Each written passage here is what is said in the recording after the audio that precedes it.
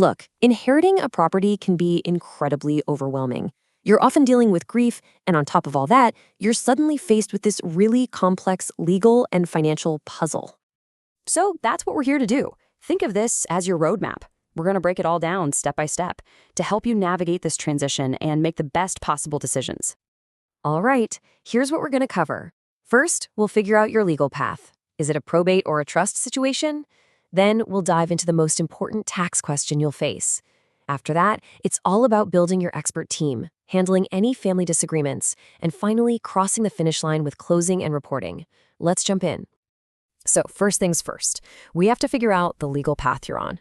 Because honestly, the answer to one single question, is this property in a trust or does it have to go through probate? That's going to shape everything that follows. Okay, so the papers are in your hands, you've inherited a house. The big question is, what now? I mean, what is the very first thing you should do? Well, before you do anything else, you have to protect the asset. It really boils down to 3 things you need to do, like right away. First, physically secure the property. Change the locks, you know the drill. Second, get a title search done to see if there are any surprise liens or debts. And third, make sure that mortgage is paid and up to date. You have to do this because any delay can start chipping away at the home's value. And now we're at that huge fork in the road I mentioned. Is this sale going to be a trust sale, which is a private affair, or does it have to go through probate, which is a formal, court-supervised process? The answer to this one question is going to determine the speed, the privacy, and the complexity of this entire sale. And wow, when you put them side by side, the difference is, it's just night and day. A trust sale can take just weeks or months. It's private, it's simple. Probate, on the other hand, you're looking at 9 months, maybe even 2 years. It's public record, and it's way more complicated because the court is involved in everything. The advantages of a trust are, well, they're pretty obvious. And this is why people call probate a burden. Just look at this timeline. It's just packed with mandatory waiting periods for court dates, for notifying creditors, for filing reports. It's just one delay after another. We're talking a year, maybe 2, before everything is finally settled. All right, let's switch gears and talk about the money, because this part is absolutely critical. There is one tax rule you have to understand. Getting this right can literally save the estate tens of thousands of dollars. It's a little something called the step up in basis. And honestly, this is probably the single most powerful financial tool you have in this whole process. What it does is kind of like hitting a reset button. It erases all the taxable appreciation the property gained over the original owner's lifetime. It's a huge gift from the IRS, and you need to take advantage of it. So, what does this all boil down to? It all hinges on getting one single document right. A professional appraisal that values the property as of the date of death. That appraisal sets the new starting line, your new basis for taxes. Let's make this super simple with an example, okay? Imagine the house was bought way back when for just $50,000. Okay, but here's the magic. On the day the owner passed, a certified appraiser says it's now worth $500,000. Thanks to that step-up rule, that is your new cost basis. All that growth from $50K to $500,000, poof, it's completely tax-free.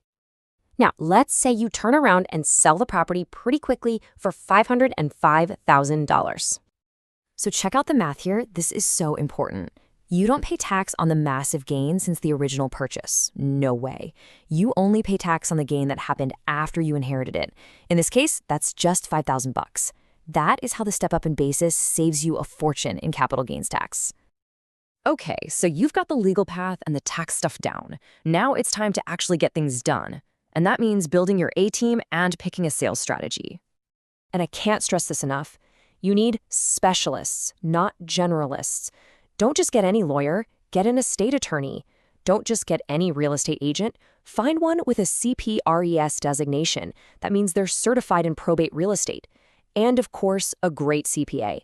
This is no time to cut corners. Once your team is in place, you've got a big decision to make. Are you going to sell the house exactly as it is right now, or are you going to put some money and time into fixing it up first? And it's really a classic trade-off, right? Selling as is fast and it's simple. You'll likely sell to a cash investor and you'll get a lower price, but it's done. Renovating, on the other hand, is about getting top dollar from a regular home buyer, but it's going to take longer it costs money up front, and it definitely comes with more risk. All right, let's talk about what can be the trickiest part of all: the people involved. The biggest potential headaches are almost always disagreements between heirs and, if you're in one, the rigid rules of a court-supervised sale. So what happens when the heirs just can't agree? Maybe one wants to sell and the other wants to keep it. Well, there's a pretty clear playbook for this, and it escalates. First, you try to negotiate a buyout. If that doesn't work, you bring in a professional mediator. And if all else fails, the absolute last resort is a lawsuit called a petition action. And you really, really want to avoid that last step. Why? Well, just look at this number. A petition lawsuit can easily run $15,000 or more in legal fees. And here's the kicker. That cost comes right out of the estate. It's shared by all the heirs, so it reduces everyone's inheritance. Okay, we are in the home stretch now. The property is sold, the deal is done. Your last job is to handle the final paperwork. Getting this right is how you lock in all those tax savings we talked about. After the closing, a little bit of paperwork kicks in. Don't worry, it's pretty straightforward. The closing agent files a form called a 1099-S. Then your CPA will take that and report the sale on your tax return using a couple of other forms, Schedule D and Form 8949. And here is my favorite tip of the day. This one is huge, and it comes straight from IRS guidance. When you're filling out the tax forms and it asks for the date you acquired the property, you just write one word: inherited.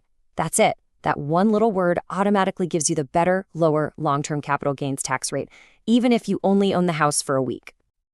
And just like that, you're done.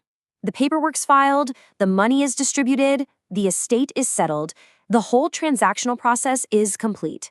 So now, the only question left to think about is a much more personal one. How will you honor the legacy that was entrusted to you?